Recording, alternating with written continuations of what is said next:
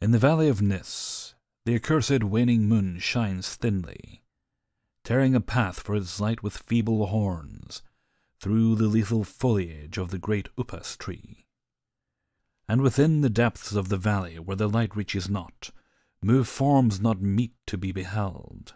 Rank is the herbage on each slope, where evil vines and creeping plants crawl amidst the stones of ruined palaces, twining tightly about broken columns and strange monoliths, and heaving up marble pavements laid by forgotten hands.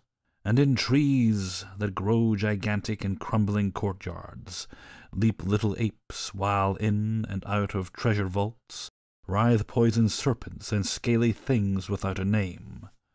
Vast are the stones which sleep beneath coverlets of dank moss, and mighty were the walls from which they fell. For all time did their builders erect them, and in sooth they yet serve nobly, for beneath them the grey toad makes his habitation. At the very bottom of the valley lies the river Than, whose waters are slimy and filled with weeds. From hidden springs it rises, and to subterranean grottos it flows, so that the demon of the valley knows not why its waters are red, nor whither they are bound. The genie that haunts the moonbeams spoke to the demon of the valley, saying, "I am old, and I forget much.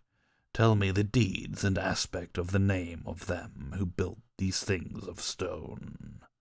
And the demon replied, "I am Memory, and I am wise in lore of the past, but I am too old. These beings were like the waters of the river Than, not to be understood. Their deeds I recall not, for they were but of the moment. Their aspect I recall dimly, for it was like that of the little apes in the trees. Their names I recall clearly, for it rhymed with that of the river. These beings of yesterday were called man." So the genie flew back to the thin-horned moon, and the demon looked intently at the little ape in the tree that grew in a crumbling courtyard.